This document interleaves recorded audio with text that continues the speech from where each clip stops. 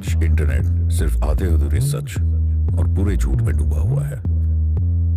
किसी के पास गहराई से सोचने का या शांति से सुनने का वक्त ही नहीं है। हम एक ऐसा शांत कोना बनाने की कोशिश कर रहे हैं। Nope, not your ordinary podcast for entertainment.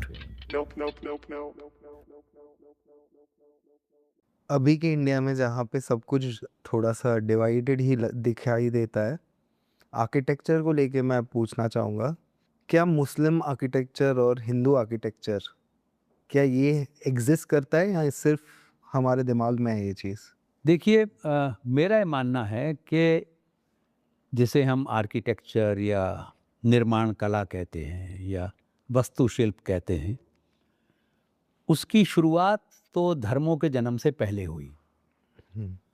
और अगर आप दुनिया भर का आर्किटेक्चर देखें या उसके बारे में सोचें, तो एक समय था जब हम लोग, आदि मानव जंगलों में रहा करता था और वहाँ से शुरुआत हुई है शेल्टर बनाने की।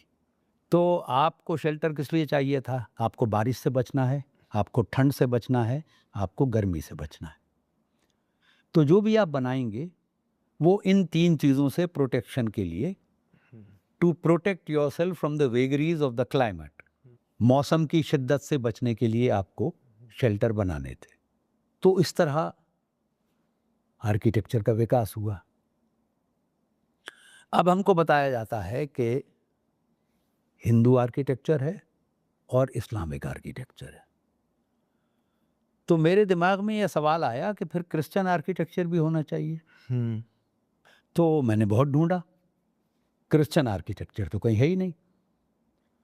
वहाँ गॉथिक है, वहाँ नियोक्लासिकल है, वहाँ रेनेसां है, वहाँ बरोक है। तो या तो इस तरह का जो कल्चरल मूवमेंट्स थी उनके साथ आर्किटेक्चर का विकास हुआ, तो उस तरह का आर्किटेक्चर है, या फिर स्थानीय आर्किटेक्चर है, जैसे पुर्तगाली आर्किटेक्चर है, स्पेन का आर्किटेक्चर है, स्लाविक आर्किटेक्चर है, जर्मन आर्किटेक्चर है। और वो चार टापू जिन्होंने 200 साल हमको ग़ुलाम बना के रखा था, इंग्लैंड, ग्रेट ब्रिटेन, वहाँ पे स्कॉटिश, आयरिश, वेल्श और इंग्लिश आर्किटेक्चर है। लेकिन हमारे यहाँ पूरे इस सब कॉन्टिनेंट में सिर्फ हिंदू आर्किटेक्चर है।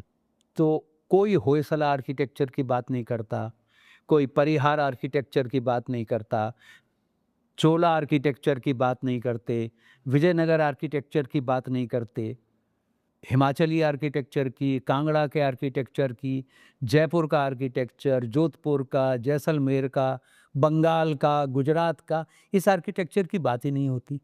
हिंदू आर्किटेक्चर की बात होती है या इस्लामिक आर्किटेक्चर की बात होती है।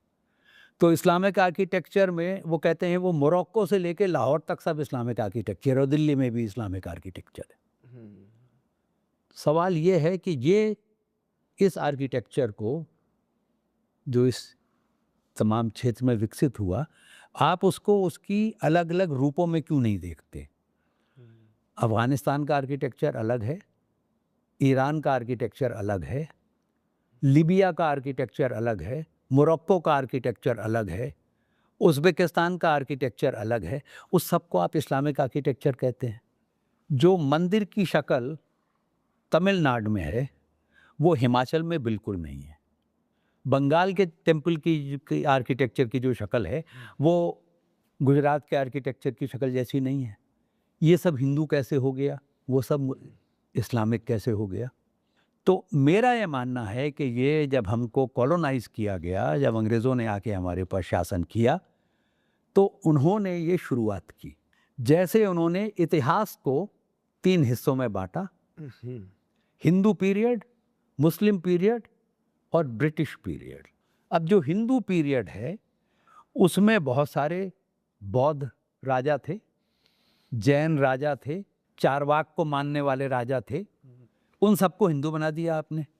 जो उनके बाद आए उनको आपने इस्लामिक कह दिया। उसके बाद जब अंग्रेज आए तो वो उसको आप क्रिश्चियन पीरियड नहीं कहते, उसको आप ब्रिटिश पीरियड कहते हैं, इंग्लिश पीरियड कहते हैं। यही बदमाशी उन्होंने आर्किटेक्चर के साथ की। अब कुछ देर के लिए मान लेते हैं कि इस्लामिक आर्किटेक्चर है, तो अगर इस्लामिक आर्किटेक्चर है तो कम से कम सारी मस्जिदें तो एक जैसी दिखनी चाहिए, क्योंकि मस्जिद से ज़्यादा इस्लामिक तो आप हो नहीं सकते। तो हिंदुस्तान में सबसे ज़्यादा कंसंट्रेशन मुसलमानों का कश्मीर में है। Inside the valley there more than 90% Muslim population. Kashmir में किसी भी मस्जिद में डोम नहीं है ही नहीं, एक मस्जिद के अलावा। वो मस्जिद हज़रत बल मॉस्क है, जो मेरे चाचा ने बनाई थी, जो दिल्ली से गए थे, जो आर्किटेक्ट थे, और उनके जहन में ये बात थी कि मस्जिद है तो उसमें डोम और मीनार होना चाहिए, तो उन्होंने वहाँ बना दी। कश्मीर में उसके अलावा किसी मस्जिद में डोम नहीं है, मीनार नहीं है, बहुत सी मस्जिदों में आर्च भी नहीं। और ये सिर्फ कश्मीर में नहीं है, हिंदुस्तान में इस्लाम सबसे पहले केरला में आया। केरला में जो सबसे पुरानी मस्जिद है चेरामन मॉस्क, उसकी 1954 की फोटोग्राफ्स हैं। उस मॉस्क के बारे में माना जाता है कि वो बनी जब थी when prophet Muhammad was alive. Cheraman एक लोकल राजा था नॉर्थ केरला का। He heard of this new religion, वो वहाँ गए, अरब, हज़रत मोहम्मद से उनकी मुलाकात हुई, वो मुसलमान हो गए, लौट के वापस आ रहे थे, बीमार होके मर गए। तो उन्होंने अपने साथियों से कहा कि गांव में मस्जिद बनाना। वो मस्जिद वहाँ पर है, अभी इस्तेमाल होती है। उस मस्जिद में ना डोम है, ओरिजिनल बिल्डिंग में ना डोम था, ना आर्च थी, केरला के किसी भी जैसे किसी घर जैसी बनती थी, टाइल की छतें थी और इसके नारियल के पत्तों से उसको कवर किया हुआ था और लकड़ी की बिल्डिंग थी। वो आज भी फंक्शन करती है। एक मस्जिद गुजरात में है, कैम्बे में, उसके बारे में माना जाता है कि उससे भी पहले की बनी हुई है, और जो अरब के ट्रेडर्स आते थे हिंदुस्तान से व्यापार करने, उन्होंने बनाई थी। बरवाडा मॉस्क कहलाती है वो। उसमें भी डोम नहीं है, आर्च नहीं है, मीनार नहीं। चीन में एक ख़ास पॉपुलेशन है मुसलमानों की, चीन की किसी भी मस्जिद में डोम नहीं है। इंडोनेशिया, जहाँ बहुत बड़ा कंसंट्रेशन है मुसलमानों का, वहाँ पे किसी पुरानी मस्जिद में डोम नहीं है। मलेशिया में किसी पुरानी मस्जिद में डोम नहीं है। ब्रिटिश पीरियड में जो अंग्रेज़ आर्किटेक्ट्स ने मस्जिदें बनाई वहाँ पर, उनमें डोम है। तो ये तो आप ट्रैवल करें या इनकी तस्वीरें ढूंढें, आपको ये इन्फॉर्मेशन मिल जाएगी। अगर आप किसी से पूछें कि इस्लामिक आर्किटेक्चर क्या होता है, तो वो आपको बताएंगे कि उसमें डोम होता है, उसमें आर्च होती हैं और उसमें मीनार होते हैं। तो अगर हम इन तीनों की हिस्ट्री थोड़ी सी खंगाल लें तो आपको ये पता चलेगा कि दुनिया में पहला डोम रोम में बना था, और रोम में बना था before the birth of Christ. इस्लाम से तो बहुत पहले, ईसा मसीह के जन्म लेने से पहले डोम बन चुका था। और वो सुना जाता है कि रोम की सीनेट के लिए बना था, वो सेकुलर यूज के लिए बना था। और इसलिए आज आप देखें दुनिया की बहुत सारी पार्लियामेंट्स आज भी सर्कुलर हैं, क्योंकि पार्लियामेंट में जो मेंबर्स हैं उन सबकी बराबर पावर्स होती हैं।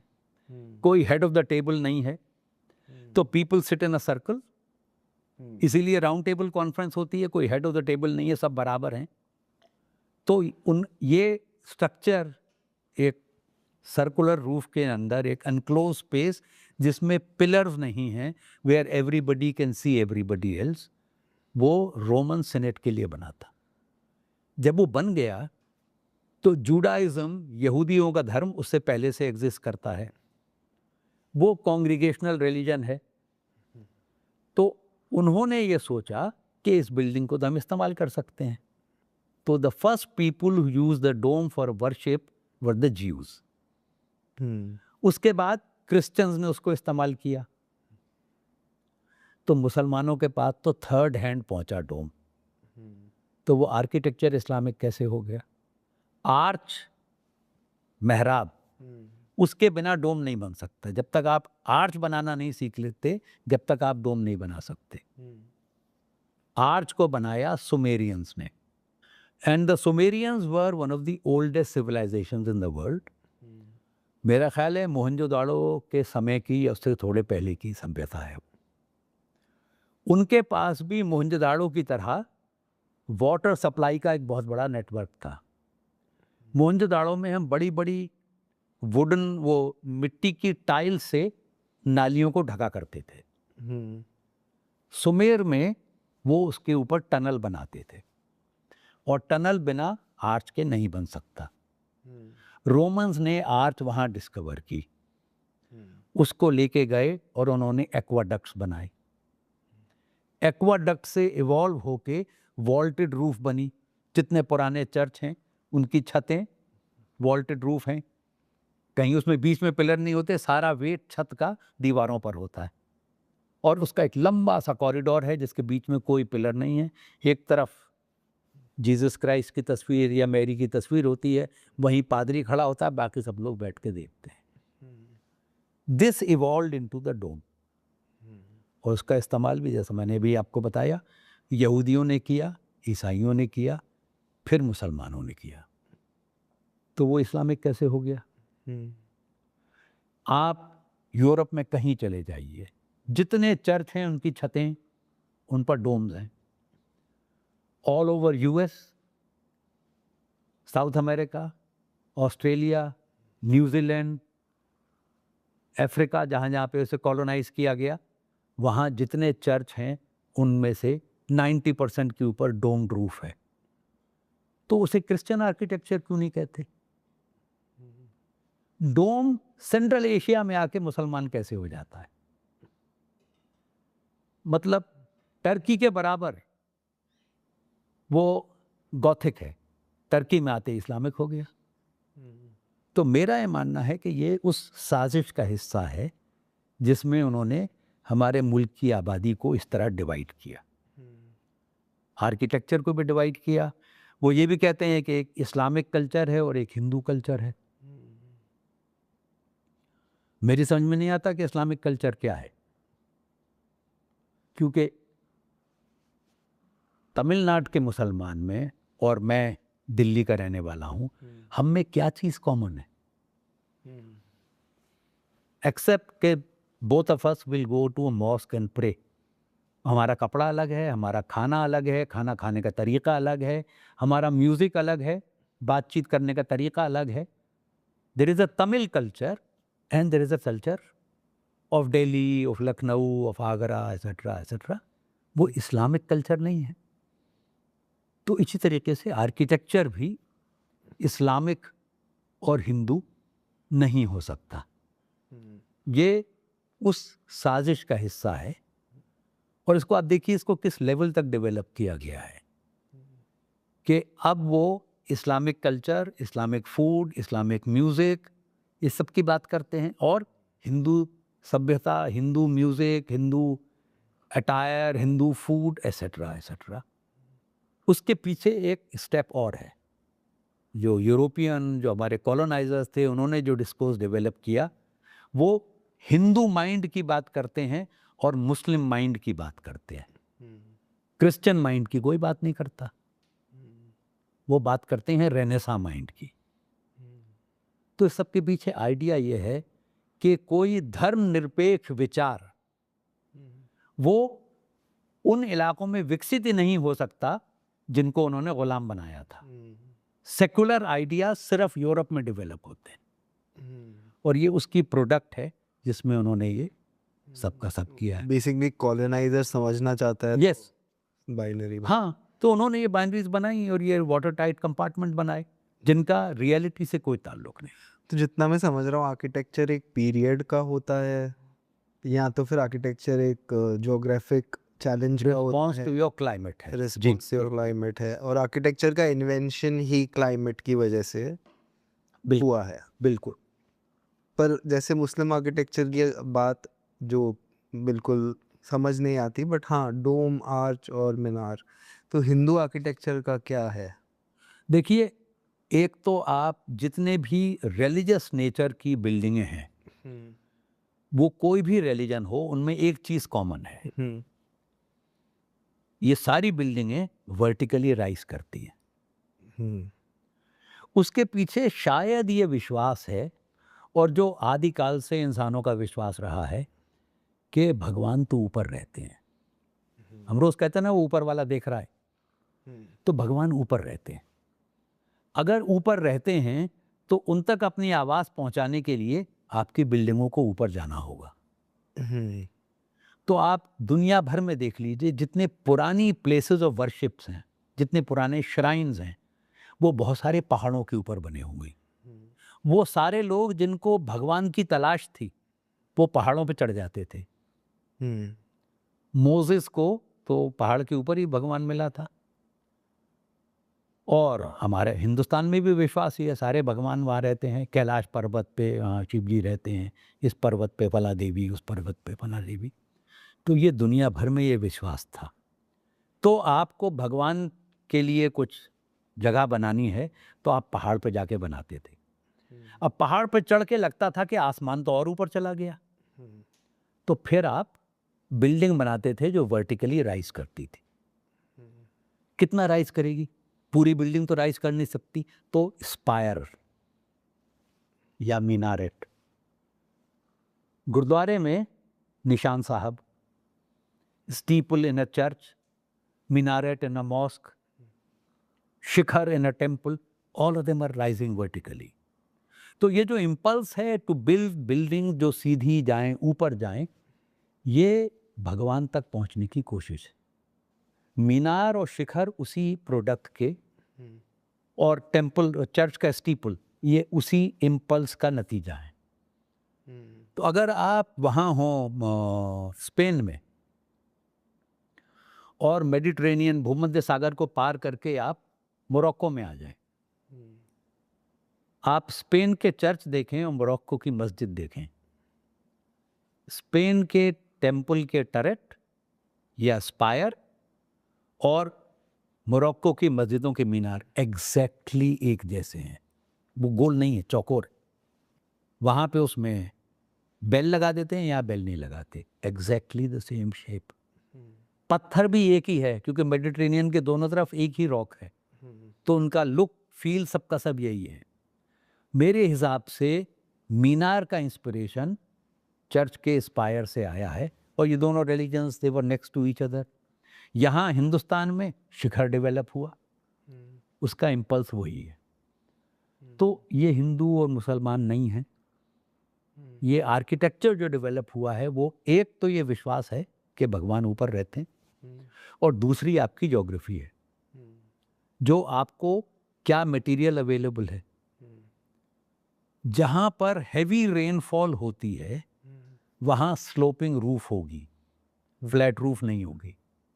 अगर फ्लैट रूफ नहीं है तो डोम नहीं होगा। अब तो आप डोम कहीं भी बना लेंगे प्री स्ट्रेस कंक्रीट से, पर जब वो इवॉल्व हुआ था वो सिर्फ फ्लैट रूफ पर ही बन सकता था। तो मेडिटेरेनियन के दोनों साइड पर डोम बनना शुरू हुए, और इस्तांबुल, वहाँ पे बहुत अच्छी एग्जाम्पल है, आया सोफिया। वो ग्रीक ऑर्थोडॉक्स लोगों ने चर्च बनाया था। उसके बाद ग्रीक ऑर्थोडॉक्स और रोमन कैथोलिक से बीच में युद्ध हुआ। ग्रीक ऑर्थोडॉक्स लोग हार गए, रोमन कैथोलिक्स ने कब्जा कर लिया, तो वो रोमन कैथोलिक चर्च बन गया। फिर उस इलाके में मुसलमानों का, बाइजेंटियन मुस्लिम्स आ गए, उन्होंने कब्जा कर लिया। वही बिल्डिंग मस्जिद बन गई, आया सोफिया। उसके बाद कमाल अतातुर्क आए, और उन्होंने कहा ये बिल्डिंग 3 रिलीजन्स की होली प्लेस है, तो इसको हम म्यूजियम बना देते हैं, जिसको आना है वहाँ पे अपनी पूजा करे, नमाज पढ़े, लेकिन ये ना मस्जिद होगी ना चर्च होगा। फिर अभी आजकल के जो प्रेसिडेंट है टर्की के, वो आ गए, उन्होंने दोबारा उसको मस्जिद बना दिया। वो जो बिल्डिंग का तो कोई रिलीजन नहीं है ना। पहले वहाँ ग्रीक ऑर्थोडॉक्स चर्च था, उसके बाद वहाँ रोमन कैथोलिक चर्च बना, उसके बाद वहाँ मस्जिद बनी, उसके बाद वहाँ म्यूजियम बना, अब वो फिर मस्जिद बन गई है। तो आर्च के ऊपर लैटिन लिख देने से वो क्रिश्चियन नहीं हो जाएगी, उस पे अरबी लिख देने से वो मुस्लिम नहीं हो जाएगी, उस पे संस्कृत के श्लोक लिख देने से वो हिंदू नहीं होगी। आर्च तो आर्च ही रहेगी। तो मेरा मानना यह है कि आर्किटेक्चर का कोई धर्म नहीं हो सकता। आर्किटेक्चर आपका रिस्पॉन्स है अपने क्लाइमेट से, उससे बचने के लिए आप कैसी बिल्डिंग बनाएंगे, क्या यूज करना चाहते हैं वो उसकी शक्ल तय करेगी, और आपके पास कैसी टेक्नोलॉजी, ये तीन चीजें मिलकर आर्किटेक्चर को तय करती हैं। रिलीजन का इससे कोई लेना देना नहीं। अब ये कॉमन बात आप हम हर किताब में लिखी हुई है कि दिन में 5 बार वो जो अजान देने वाला है वो मीनार पे चढ़ के अजान देता है। This will come as a surprise to you. Hindustan में जहाँ तक मैं जानता हूँ 17वीं सेंचुरी से पहले बनी हुई किसी मस्जिद में मीनार ही नहीं है, किसी मस्जिद में नहीं है। जो पहली मस्जिद जिसमें मीनार है, जिस पे आप चढ़ सकते हैं, वो शाहजहां ने बनाई, दिल्ली की जामा मस्जिद। उससे पहले किसी मस्जिद में मीनार ही नहीं है। तो अजान कहाँ से दी जाती थी? अगर आप ये कहते हैं कि मीनार पर चढ़ के अजान दी जाती है, तो मीनार ही नहीं है। किसी लोधी मस्जिद में मीनार नहीं है, किसी तुगलक पीरियड की मस्जिद में मीनार नहीं है। कुतुब मीनार एक मीनार है जो दिल्ली की पहली मस्जिद के साथ बना हुआ है, लेकिन वो मीनार मस्जिद का हिस्सा नहीं था, वो विक्ट्री टावर था। और मैंने उस पर टेस्ट किया है। पहली मस्जिद पे खड़े होकर चीखो, तुम्हारा गला बैठ जाएगा, ज़मीन पे आवाज़ नहीं आती। I have tested it. Jama Masjid पे मैं 3 बार टेस्ट कर चुका हूँ, आवाज़ ज़मीन पे आई की ही नहीं। बिकॉज सिंपल प्रिंसिपल है फिजिक्स का, sound travels in a straight line. 200 foot खड़े होके आप शोर मचाएंगे तो 200 फुट की हाइट पे जो लोग हैं वो आपको सुन लेंगे, इवन विद लाउड स्पीकर्स। अगर लाउड स्पीकर ज़मीन से 40 मीटर ज़्यादा ऊपर हाइट पे लगा हुआ है तो उसकी आवाज़ ज़मीन पे नहीं पहुंच सकती। तो minar was never used for calling people for prayers. वो आर्किटेक्चरल डिटेल है शाहजहां की। He wanted to frame the central domes, इसलिए उसने वो मीनार बनाया ताकि आप मेन गेट से घुसें तो your eyes are directed to the central dome. वो आर्किटेक्चरल डिटेल है, बाद में लोगों ने कॉपी करना शुरू कर दिया। तो you know it is the same. Architecture का तो कोई रिलीजन नहीं हो सकता। अभी जैसे हम देख रहे हैं कि आर्किटेक्चर तो पोलराइज हो ही गया है, बट जो हिसाब से हम अपने बिल्डिंग्स हो गए या हिस्टोरिक जगहें हो गई, वो सब चीज़ों का कैरेक्टर बदल के वहाँ पे मॉडर्निटी लाने की कोशिश, और लाइट्स और स्टील और लाइट्स और स्टील, तो उस पर आपको क्या कहना है? It is in the very nature of human evolution कि चीज़ें चेंज होंगी। वो धीरे धीरे धीरे धीरे इवॉल्व होती हैं, नई शेप लेती हैं। तो ये सारे रिचुअल्स में होता है। तो वर्शिप भी एक रिचुअल है। तो मैं आपको एक ज़्यादा कॉमन एग्जाम्पल दे के इसे एक्सप्लेन करने की कोशिश करूँगा। हमारे बचपन तक जब शादियाँ होती थी तो एक हवन कुंड होता था। एक तरफ लड़की वाले बैठते थे, एक तरफ लड़के वाले बैठते थे, एक तरफ पंडित जी बैठते थे, और हवन हुआ करता था, वो आहुति देते थे। उसके बाद वीडियो कैमरा आ गया। अब एक पार्टी यहाँ बैठी है, एक पार्टी यहाँ बैठी है, एक पार्टी यहाँ बैठी है, और सामने देखने वाले बैठे हैं, तो कैमरा तो वहाँ लगेगा नहीं, क्लोजअप चाहिए। अगर पंडित जी के शोल्डर पे कैमरा है तो दूल्हा और दुल्हन दिखाई देंगे, पंडित जी नहीं दिखाई देंगे। दूल्हा के शोल्डर पर है तो दूल्हा नहीं दिखाई देगा।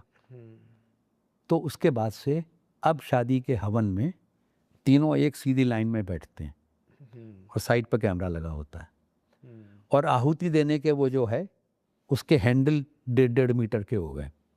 तो everybody wants to be seen. तो अब जो पूरा वो जो था उसकी पहले का सेटिंग, जो पहली की सेटिंग थी वो वीडियो कैमरे ने चेंज कर दी। ये वरमाला का एक्सचेंज 2 पीढ़ी पहले के लोगों से पूछ लीजिए, शादी में नहीं होता था। ये बॉम्बे के सिनेमा ने जब लड़के लड़की ने भाग के मंदिर में शादी की और एक दूसरे को वरमाला पहना दी, उसके साथ शुरू हुआ है। 100 साल की भी हिस्ट्री नहीं है इसकी। उससे पहले सिर्फ स्वयंवर में और गंधर्व विवाह में वरमाला होती थी और किसी रिचुअल में नहीं होती थी। तो इस तरह सब कुछ बदलता है। अब वो क्या शक्ल ले रहा है, whether we are happy with it और नॉट, मतलब आजकल ये जो मिर्ची लाइट लग रही हैं हर जगह और इस तरह का जो हो रहा है, वो तो मेरे हिसाब से तो वो स्पिरिचुअलिटी की एस्थेटिक्स के साथ तो फिट होता नहीं। और किसी भी तरह का रिस्टोरेशन नहीं है। रिस्टोरेशन तो नहीं है, ये रिस्टोरेशन बिल्कुल नहीं है और वो तो एक्चुअली दर्दनाक है। अब आप बहुत सारे पुराने श्राइन्स में, पुराने मंदिरों में उनकी मुरम्मत पुराने तरीके से करने के बजाय आप उन पे बाथरूम टाइल्स लगा रहे हैं। वन टाइम इन्वेस्टमेंट है, उसके बाद उसकी फिक्र ही नहीं करनी। तो चमचमाती हुई बाथरूम टाइल्स वो आपने लगा दी श्राइन्स के ऊपर। और ये जो हमारे यहाँ डिवीजन किया गया है, उससे हमारी जो आर्किटेक्चरल हेरिटेज है उसका बहुत नुकसान हो रहा है। बिकॉज आपने कह दिया कि ये तो हमारी हेरिटेज नहीं है, तो मुसलमानों की बनाई हुई है। अगर आप उन बिल्डिंगों को देखें तो उनको, चाहे वो मंदिर हो, चाहे वो फोर्ट्स हों, चाहे वो हों, इस तरह की बिल्डिंग्स आपको दुनिया में और कहीं नहीं मिलती। ये हिंदुस्तान में विकसित हुई और जितने हमारे ट्रेडिशनल मोटिव्स हैं वो सब उनके अंदर पाए जाते हैं। हर डोम के ऊपर आपको कलश रखा हुआ दिखेगा। दुनिया में किसी मंदिर, किसी भी डोम के ऊपर आपको कलश नहीं दिखेगा। कलश हिंदुस्तान में है। हर डोम के ऊपर लोटस बना हुआ है, वो सिर्फ हिंदुस्तान में मिलता है। तो डोम वहां से आया, सेंट्रल एशिया से। हमारे मेसन्स ने उसके ऊपर लोटस बनाया। पर लोटस क्यों बनाया? क्योंकि उसको ये बताया गया था कि ये डोम जो है ये हेवन को रिप्रेजेंट करता है और जो हाईएस्ट पॉइंट है डोम का, that is the throne of God. और हमारे यहाँ भगवान कमल के फूल में बैठते हैं। तो हमारे मेसन्स ने डोम के ऊपर लोटस बना दिया। तो when we talk of a syncretic tradition, जो एक साझी विरासत है, वो ऐसे विकसित होती है। एक दूसरी चीज़ जो हमेशा लोग डिस्कस करते रहते हैं, जैसे हमने रिस्टोरेशन की बात की, काफ़ी ऐसे बिल्डिंग्स, मॉन्यूमेंट्स, फोर्ट्स है जो मतलब 500 साल, 600 साल से बिना मरम्मत के चल रहे हैं। जो ढांचे हम अब बनाते हैं वो 10 साल के अंदर ध्वस्त हो जाता है, 15 साल के अंदर ध्वस्त हो जाता है। तो क्या इसमें ऐसा क्या मटेरियल यूज़ हो रहा था कि जो 500 साल चल गया, 600 साल चल गया? देखिए, एक तो ये है कि जो हमारे यहाँ 13th सेंचुरी, 12th-13th सेंचुरी के बाद जो कंस्ट्रक्शन हुआ है, उसमें बिल्कुल एक नई टेक्नोलॉजी इंट्रोड्यूस हुई थी। उससे पहले के जो हमारे निर्माण हैं, वो जैसे खजुराहो के टेम्पल है या रामेश्वरम का टेम्पल है, जितने पुराने हमारे टेम्पल हैं, वो बहुत बड़े बड़े ब्लॉक्स ऑफ स्टोन से बनते थे, बड़े बड़े पत्थर, और उनको बहुत प्रिसाइसली काटा जाता था। नीचे वाले पत्थर में ऊपर वाला पत्थर फिट होता था, जैसे हम लकड़ी के जॉइंट लगाते हैं, डफ टेलिंग का जो जॉइंट है, उस तरीके से हम पत्थर में पत्थर फिट करते थे। क्योंकि पहले हम लकड़ी से बनाते थे, फिर जब हमारे पास पत्थर काटने वाले औजार हमने बना लिए और कार्बन स्टील बना लिया, तब हमने पत्थर काट के, लेकिन हमने टेक्निक वही इस्तेमाल की जिससे हम लकड़ी से बिल्ड करते थे। वो इतने प्रिसाइसली काटे जाते थे कि अर्थक्वेक में भी, भूकंप में भी वो शिफ्ट नहीं होते थे। तो उसमें कहीं प्लास्टर नहीं है, पत्थर पे पत्थर फिट है और इतने टाइटली फिट हैं कि वो जो सन टेम्पल है कोणार्क में, any number of examples I can give you. 13th century onward एक नई टेक्नोलॉजी आती है। वो अफ़गानिस्तान से जो लोग आते हैं, ईरान से जो लोग आते हैं, बट ख़ास तौर से अफ़गानिस्तान के लोग, वो रबल से बिल्ड करते हैं और उस रबल को जोड़ने के लिए वो एक प्लास्टर इस्तेमाल करते हैं, लाइमस्टोन और ये क्रश्ड ब्रिक्स, ईंटें बनाते थे, पकाते थे, उनका चूरा कर लेते थे और लाइमस्टोन को पका के फिर पानी में मिला के उसे रख देते थे। हफ्ते भर में वो एक चिपचिपी लई सी बन जाती है, उसमें ईंटों का गारा मिलाते थे, उससे प्लास्टर बनता था। इस प्लास्टर को सूखने में 1 साल लगता है, 1 साल, और अगले 40 साल में वो प्लास्टर मैच्योर होता है। उसको हमने रिप्लेस किया पोर्टलैंड सीमेंट से, जो अंग्रेज लेके आए। और ये आता है कुछ 18th सेंचुरी में। हाँ, late 18th early 19th century में पोर्टलैंड सीमेंट आती है। उससे पहले जो हम ब्रिक इस्तेमाल कर रहे थे उसे लखौरी कहते हैं, वो इतनी पतली ब्रिक होती है, इतनी पतली ब्रिक और इतनी इससे ज़्यादा मोटी प्लास्टर की लेयर। वो जब पूरी तरह सूख जाता था उसके बाद तो वो 200 साल 300 साल से कुछ नहीं होता, लेकिन उसमें प्लास्टर बहुत लगता था।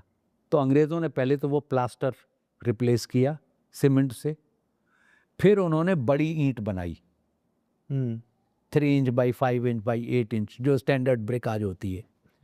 इस ब्रिक के लगने से प्लास्टर का यूज़ 80% कम हो गया और वो लाइमस्टोन प्लास्टर के बजाय पोर्टलैंड सीमेंट इस्तेमाल होने लगी। इस बिल्डिंग की उम्र ही 75 साल है। उस प्लास्टर को तो मैच्योर होने में 40 साल लगते हैं, ये पूरी बिल्डिंग ही, इसकी उम्र ही 70 से 75 साल है। तो आप जब ये मटेरियल इस्तेमाल करेंगे तो उसका नतीजा तो ये निकलना ही है। So that is why you don't have the buildings that last. मतलब अब जयपुर का किला देख लीजिए आप, आमेर का किला देख लीजिए, अकबर का बनाया हुआ किला देख लीजिए, और उस पीरियड में हिंदुस्तान भर में जो किले बने, जंजीरा का किला है महाराष्ट्र में, वो सैकड़ों साल पुराने, कुछ नहीं हुआ है उनको, बिकॉज उन्हें बनाने की जल्दी नहीं थी, आराम से बनाते थे। अब तो मैंने कुछ दिन पहले एक इश्तिहार देखा था, नोएडा में एक 26 फ्लोर की बिल्डिंग बनी थी 13 मंथ्स में। सीमेंट कंक्रीट का ढांचा बनाया, उसमें शीशा फिट कर दिया, बन गया। तो that kind of structure you can build, उसमें कोई प्रॉब्लम नहीं है, उसमें हेरिटेज नहीं होती है उसमें, और it doesn't even suit our climate. काफ़ी लोग आर्ग्यू करते हैं कि सीमेंट की वजह से काफ़ी हेरिटेज ख़त्म हो गया। और बल्कि अनफॉर्चुनेटली जब हम हरकतें करते हैं, अभी जब ये G20 हुआ था तो दिल्ली में शायद 25-30 मॉन्यूमेंट सेलेक्ट किए गए जिनको फेस लिफ्ट करनी है, और ASI वाज गिवन 20 days कि उनको शिप शेप कर दो। उन्होंने सीमेंट लगा दी और उसके ऊपर पेंट कर दिया। उन सारी बिल्डिंग्स की ऐसी तैसी होने वाली है, क्योंकि चूने का प्लास्टर और सीमेंट का plaster one next to the other, जब बारिश होती है दे रिएक्ट डिफरेंटली, और जब बारिश बंद हो जाती है limestone plaster becomes bone dry, cement plaster always retains some moisture. Winter में दे श्रिंक डिफरेंटली, और जहाँ भी क्रैक होता है वो हर बारिश के बाद वाइडन होता जाता है। Eventually the entire building will crack because you have used cement somewhere जहाँ पे limestone plaster use होना चाहिए था। Limestone plaster तो is a thing of the past। नहीं, अभी तक जहाँ ASI के पास समय होता है तो वो limestone plaster इस्तेमाल करते हैं। अच्छा, पर समय नहीं है, 20 दिन में आपको बनाना है तो 20 दिन में तो सीमेंट ही लगेगी, ऑप्शन ही नहीं है सर, कुछ और ऑप्शन ही नहीं है, क्योंकि टूरिस्ट को तो अच्छी बिल्डिंग दिखाई जानी चाहिए ना, दूर से जो अच्छा लगे। दूर से अच्छे लगे। जैसे हम अभी भी जो चीज़ें हम आगे जाके बनाएंगे, मतलब इसमें जो बिल्डिंग्स की तो बात हो रही है, उसमें तो चाइना का बहुत बड़ा हाथ है उसमें कि कितना जल्दी बिल्डिंग बन सके, वो तो उनका ही दिमाग है। कुछ M1 टेक्नोलॉजी वो लगाते हैं, जो माले पे माले आप डालिए, कोई स्ट्रेस नहीं है। अगर कोई सस्टेनेबल आर्किटेक्चर की तरफ जाना चाहे तो क्या मटेरियल्स वो यूज़ करे और क्या एग्जाम्पल्स अगर आपने कहीं देखे हो तो? देखिए हमारे यहाँ बहुत सारे कई मॉडर्न आर्किटेक्ट्स जिन्होंने हमारे जो ट्रेडिशनल बिल्डिंग टेक्निक्स हैं उनसे लर्न करके और उनको उनसे मॉडर्न आर्किटेक्चर की फील्ड में उन्होंने एक्सपेरिमेंटेशन किया है। तो लॉरी बेकर थे, उन्होंने बहुत अच्छा काम इसमें किया। रोमी खोसला हैं जिनका सारा काम लद्दाख और सेंट्रल एशिया के आर्किटेक्चर के ऊपर उनका काम है और उन टेक्निक्स को उन्होंने इस्तेमाल किया है बिल्डिंग्स बनाने में। तो ये जो टेक्निक्स हमारे मौसम के हिसाब से हैं, जो हज़ारों साल में विकसित हुई हैं, उनको हम आजकल की बिल्डिंगें बनाने में भी इस्तेमाल कर सकते हैं। तो और उसको हम करेंगे तो एक तो वो हमारे वेदर के लिए सूटेड है। उसमें मेंटेनेंस आपको करनी पड़ती है ज़्यादा, लेकिन उसके लिए भी नई कोशिशें की गई हैं कि आप मड प्लास्टर के अंदर कुछ और चीज़ें मिला देते हैं तो उसको फिर हर साल आपको नया प्लास्टर नहीं करना पड़ता। इस तरह उसकी लॉन्जिविटी बढ़ाई जा सकती है। पर यह संभव है कि हम अपनी ट्रेडिशनल टेक्निक्स में आजकल के हालात के हिसाब से थोड़ा बहुत मॉडिफाई करके उन टेक्निक्स को इस्तेमाल करें, क्योंकि वो हमारे वेदर के लिए ज़्यादा सूटेड है, वो ज़्यादा सस्टेनेबल होगा, वो ज़्यादा हमारे लिए, और उसमें जो पावर का कंजम्पशन है नई बिल्डिंगों में है वो उसमें उस पावर के कंजम्पशन की ज़रूरत नहीं है। अब आपको मतलब आपके बचपन का याद, मुझे पता नहीं कितना पुराना, लेकिन मुझे याद है हम जहाँ बचपन में बड़े हुए हमारे यहाँ बिजली नहीं थी, हमारे यहाँ पंखे नहीं थे, पर गर्मी में हमारी हालत बुरी नहीं होती, वो घर ठंडे रहते थे और जाड़े में गर्म रहते थे। That was the kind of material that we used in building, और वो सैकड़ों साल में डिस्कवर हुआ था, हज़ारों साल में डिस्कवर हुआ था। तो उस सब को ये कह के कि ये बुरा है फेंक देना सही नहीं है। जैसे हमारी ट्रेडिशनल मेडिसिन, उस सब को बकवास कहना गलत नहीं है, गलत है। हर चीज़ का इलाज एलोपैथी में नहीं है।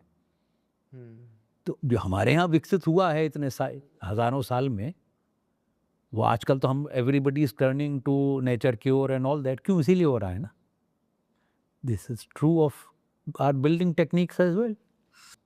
तो जैसे काफ़ी कल्चर्स का बहुत कंट्रीब्यूशन है जो पूरी तरह टिक जाता है, जैसे ये टेबल हो गया, ये सोफ़ा हो गया, चेयर हो गया, तो कौन से कल्चर का contribution towards the things that we use today, कौन से कल्चर का कंट्रीब्यूशन आपको बहुत ज़्यादा लगता है या बहुत यूज़फुल लगता है?